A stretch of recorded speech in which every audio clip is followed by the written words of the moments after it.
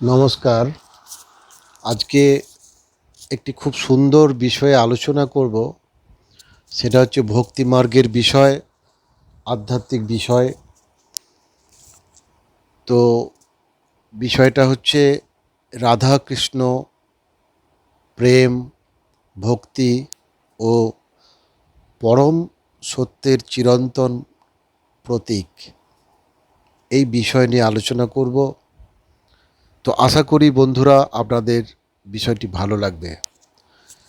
হিন্দু ধর্মের আধ্যাত্মিক জগতে রাধাকৃষ্ণ নাম দুটি কেবলমাত্র দুটি ব্যক্তিত্বের পরিচয় নয়, বরং তারা প্রেম, ভক্তি, চেতনা, আনন্দ এবং ঈশ্বর জীবাত্মার চিরন্তন মিলনের প্রতীক। ভারতীয় দর্শন, পুরাণ, বৈদিক সাহিত্য এবং ভক্তি আন্দোলনে রাধাকৃষ্ণের স্থান সর্বোচ্চ। তাদের সম্পর্ককে সাধারণ মানবিক প্রেমের দৃষ্টিতে বিচার করা যায় না। এটি এক পরম আধ্যাত্মিক উপলব্ধির প্রতীক, যেখানে আত্মা পরমাত্মার সঙ্গে একাত্ম হতে চায়। অনেকের মনে প্রশ্ন আসে যে রাধা ও কৃষ্ণ কি বাস্তব ঐতিহাসিক চরিত্র নাকি প্রতীকী রূপ। আবার অনেকে জানতে চান কেন ভগবদ গীতায় রাধার নাম নেই, অথচ আজ রাধাকৃষ্ণ একসঙ্গে পূজিত হন। এই প্রশ্নগুলোর উত্তর খুঁজতে হলে হিন্দু ধর্মগ্রন্থ, পুরাণ, দর্শন ও বৈষ্ণব সাধকদের ব্যাখ্যার দিকে আমাদের তাকাতে হয়। প্রথমে আসি কৃষ্ণ কে। শ্রীকৃষ্ণ হিন্দু ধর্মে ভগবান বিষ্ণুর অষ্টম অবতার হিসেবে পূজিত। তবে বৈষ্ণব দর্শনের বহু শাখা তাকে কেবল অবতার নয়, স্বয়ং ভগবান বলে মনে করেন। শাস্ত্রে কৃষ্ণের তিনটি প্রধান পরিচয় পাওয়া যায়। এক হচ্ছে গোকুলের লীলাময় বালক, যিনি যশোদার কোলে বড় হয়েছেন, মাখন চুরি করেছেন, বাঁশি বাজিয়েছেন এবং গোপীদের সঙ্গে আনন্দলীলা করেছেন। দ্বিতীয় হচ্ছে মথুরার রাজনীতিবিদ ও ন্যায় রক্ষক, যিনি অত্যাচারী কংসকে বধ করে ধর্ম প্রতিষ্ঠা করেছেন।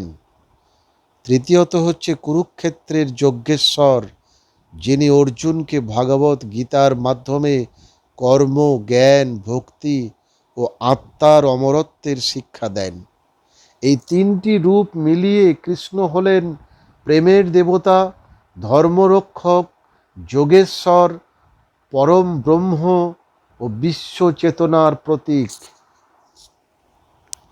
এবার আসি রাধাকে। রাধার নাম প্রাচীন বৈদিক সাহিত্যে খুব স্পষ্টভাবে পাওয়া যায় না। তবে পরবর্তী বৈষ্ণব সাহিত্য, পুরাণ এবং বিশেষত গৌড়ীয় বৈষ্ণব দর্শনে রাধাকে সর্বোচ্চ মর্যাদা দেওয়া হয়েছে। রাধাকে বলা হয় কৃষ্ণের হাল্লাদিনী শক্তি, আনন্দ শক্তি, মহাভাবের প্রতিমূর্তি, প্রেমের দেবী, ভক্তির সর্বোচ্চ আদর্শ, পরমেশ্বরের অন্তর্গত শক্তির প্রকাশ। বৈষ্ণব আচার্যদের মতে কৃষ্ণ হলেন শক্তিমান, রাধা হলেন তার শক্তি। যেমন আগুন ও তার তাপ আলাদা নয়, সূর্য এবং তার আলো আলাদা নয়, তেমনি কৃষ্ণ এবং রাধাও কিন্তু অবিচ্ছেদ্য। এবার আসি ভাগবত গীতায় রাধার নাম কেন নেই। এটি একটি গুরুত্বপূর্ণ প্রশ্ন। ভাগবত গীতা মূলত যুদ্ধক্ষেত্রে প্রদত্ত এক দার্শনিক উপদেশ। এর উদ্দেশ্য ছিল ধর্ম প্রতিষ্ঠা করা, কর্মযোগ, জ্ঞানযোগ, ভক্তিযোগ ও আত্মার অমরত্ব, ঈশ্বর তত্ত্ব। তাই সেখানে কৃষ্ণের ব্যক্তিগত বৃন্দাবন লীলা বা রাধার প্রসঙ্গ আলোচনা করা হয়নি।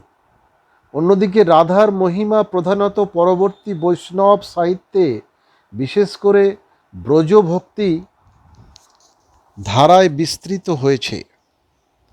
ভাগবত পুরাণে রাধা, ভাগবত পুরাণের দশম স্কন্ধে গোপীদের সঙ্গে কৃষ্ণের রসলীলা বর্ণিত হয়েছে। সেখানে রাধা নামটি সরাসরি উচ্চারিত না হলেও বৈষ্ণব ব্যাখ্যায় এক বিশেষ গোপীকে রাধা হিসেবে চিহ্নিত করা হয়। পরে বিভিন্ন পুরাণ ও বৈষ্ণব গ্রন্থে রাধার পরিচয় আরও সুস্পষ্ট হয়েছে। এবার আসি রাধাকৃষ্ণের প্রেমের প্রকৃত অর্থ। অনেকেই রাধাকৃষ্ণের সম্পর্ককে কেবল রোমান্টিক প্রেম মনে করেন, কিন্তু আধ্যাত্মিক ব্যাখ্যায় এটি সম্পূর্ণ ভিন্ন। রাধা হলেন জীবাত্মা, ভক্ত, প্রেম, আত্মসমর্পণ। কৃষ্ণ হলেন পরমাত্মা, ঈশ্বর, চিরসত্য ও আনন্দ। অর্থাৎ রাধার কৃষ্ণ প্রেম আসলে মানুষের ঈশ্বর প্রেমের প্রতীক। গীতার আলোকে কৃষ্ণ। ভগবদ গীতায় কৃষ্ণ হলেন, যখনই ধর্মের অবনতি এবং অধর্মের উত্থান ঘটে তখনই আমি অবতীর্ণ হই। এই বাণী আমাদের শেখায় ঈশ্বর যুগে যুগে মানব কল্যাণে আবির্ভূত হন। ধর্ম মানে কেবল আচার নয়, ন্যায়, কর্তব্য ও সত্যের পথে থাকা। আরও একটি গুরুত্বপূর্ণ শিক্ষা হলো, তোমার অধিকার কেবল কর্মে, ফলে নয়। এখানে কৃষ্ণ নিষ্কাম কর্মের শিক্ষা দিয়েছেন। রাধাকৃষ্ণের দর্শন এবার আসি। বৈষ্ণব দর্শনে রাধা ও কৃষ্ণকে একত্রে ব্যাখ্যা করা হয়। কৃষ্ণ হচ্ছে সত্য, রাধা হচ্ছে প্রেম। কৃষ্ণ হচ্ছে ঈশ্বর, রাধা হলো ভক্তি। কৃষ্ণ হলো চেতনা, রাধা হলো অনুভূতি। দুজন মিলেই পূর্ণ ব্রহ্মতত্ত্ব। এবার আসি রাধার বিরহ কেন এত গুরুত্বপূর্ণ। বৈষ্ণব সাহিত্য বলে, ঈশ্বরকে পাওয়ার আনন্দের চেয়ে তাকে না পাওয়ার আকুলতা কখনো কখনো আরও গভীর ভক্তি সৃষ্টি করে। রাধার বিরহ অহংকার ভাঙে, আত্মাকে পরিশুদ্ধ করে, ঈশ্বরের প্রতি আকর্ষণ বাড়ায়, প্রেমকে নিঃস্বার্থ করে। রাসলীলা কি বোঝায়? অনেকে রাসলীলা ভুলভাবে ব্যাখ্যা করেন। আধ্যাত্মিক ব্যাখ্যায় রাসলীলা মানে হচ্ছে প্রতিটি আত্মার সঙ্গে ঈশ্বরের সম্পর্ক, আনন্দময় মহাজাগতিক নৃত্য, ভক্তির সর্বোচ্চ স্তর। এখানে গোপীরা অসংখ্য জীবাত্মার প্রতীক, কৃষ্ণ একমাত্র পরমাত্মা। গৌড়ীয় বৈষ্ণব মতবাদ। শ্রীচৈতন্য মহাপ্রভু রাধাকৃষ্ণকে অবিচ্ছেদ্য বলে ব্যাখ্যা করেছেন। এই মত অনুযায়ী কৃষ্ণ হলেন প্রেমের আশ্রয়, রাধা হলেন প্রেমের সর্বোচ্চ প্রকাশ। দুজন এক আত্মার দুই দিক। চৈতন্যদেবকে অনেক বৈষ্ণব রাধা এবং কৃষ্ণের যুগল রূপ বলে মনে করেন। এবার আসি রাধাকৃষ্ণের প্রতীকী অর্থ। রাধাকে বোঝানো হচ্ছে আত্মসমর্পণ, প্রেম, বিশুদ্ধতা, ভক্তি ও আকুলতা। কৃষ্ণকে বোঝানো হচ্ছে জ্ঞান, আনন্দ, সত্য, ঈশ্বর ও মুক্তি। আধুনিক জীবনে রাধাকৃষ্ণের শিক্ষা। আজকের সমাজে রাধা কৃষ্ণের শিক্ষা অত্যন্ত প্রাসঙ্গিক। তাদের জীবন থেকে আমরা শিখি, ভালোবাসা কখনো স্বার্থপর নয়, সত্যিকারের প্রেম অধিকার চায় না, আত্মনিবেদন শেখায়।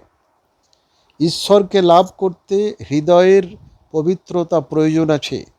অহংকার আধ্যাত্মিকতার সবচেয়ে বড় বাধা। কর্তব্য পালনই হচ্ছে ধর্মের অন্যতম ভিত্তি। ভক্তি মানে অন্ধবিশ্বাস নয়, অন্তরের গভীর বিশ্বাস ও সৎ জীবনযাপন। রাধাকৃষ্ণ দর্শনের দৃষ্টিতে কি বোঝানো হয়? অদ্বৈত দর্শনে সবই ব্রহ্ম। বিশিষ্টাদ্বৈত মতে জীব ও ঈশ্বর ভিন্ন হলেও অবিচ্ছেদ্য সম্পর্কে আবদ্ধ। গৌড়ীয় বৈষ্ণব দর্শনে অচিন্ত ভেদাভেদ, জীব ও ঈশ্বর একই সঙ্গে এক এবং ভিন্ন। রাধাকৃষ্ণ এই দর্শনের জীবন্ত প্রতীক। এবার আসি রাধাকৃষ্ণ সাহিত্য, সঙ্গীত ও শিল্পকলায়। ভারতীয় সংস্কৃতিতে রাধাকৃষ্ণের প্রভাব অপরিসীম। তাদের নিয়ে সৃষ্টি হয়েছে পদাবলী কীর্তন, বৈষ্ণব সাহিত্য, শাস্ত্রীয় সঙ্গীত, মণিপুরী নৃত্য, ওড়িশি নৃত্য, রাজস্থানী ও পাহাড়ি চিত্রকলা, বৃন্দাবনের রাস উৎসব, বৈষ্ণব বাংলার বৈষ্ণব পদাবলী। রাধাকৃষ্ণ কেবল ধর্মীয় প্রতীক নন, তারা ভারতীয় নন্দনতত্ত্ব, কাব্য ও সঙ্গীতেরও এক অমর অনুপ্রেরণা। রাধাকৃষ্ণ সম্পর্কে প্রচলিত কিছু ভুল ধারণা নিয়ে এবার আলোচনা করব। ভুল ধারণা এক, সেটা হচ্ছে রাধাকৃষ্ণের সম্পর্ক কেবল প্রেমিক প্রেমিকার। ব্যাখ্যা হচ্ছে আধ্যাত্মিক অর্থে এটি আত্মা এবং পরমাত্মার মিলনের প্রতীক।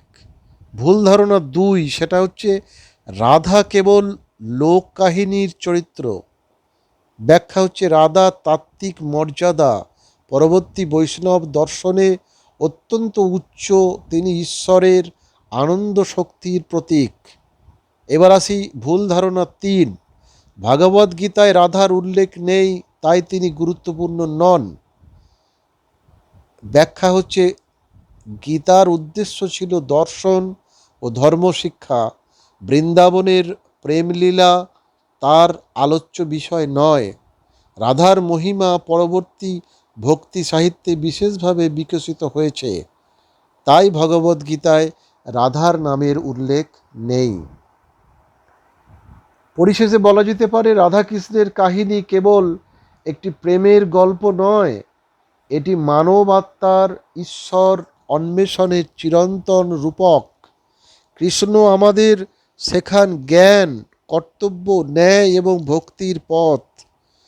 রাধা শেখান নিঃস্বার্থ প্রেম, আত্মসমর্পণ এবং ঈশ্বরের প্রতি একনিষ্ঠ আকুলতা। তাই তাদের যুগল রূপ ভারতীয় আধ্যাত্মিকতার এক অনন্য প্রতীক। ভগবদ্গীতা আমাদের কর্ম, জ্ঞান এবং ভক্তির সমন্বিত জীবন দর্শন দেয়, আর রাধাকৃষ্ণের লীলা সেই দর্শনে হৃদয়ে স্পন্দন যোগ করে।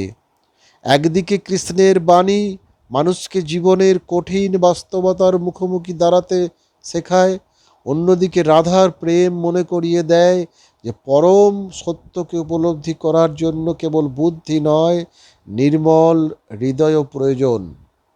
অতএব রাধাকৃষ্ণকে বুঝতে হলে তাদের কেবল পৌরাণিক চরিত্র হিসেবে নয়, বরং প্রেম, ভক্তি, আনন্দ, আত্মসমর্পণ এবং পরম সত্যের যুগল প্রতীক হিসেবে উপলব্ধি করতে হবে।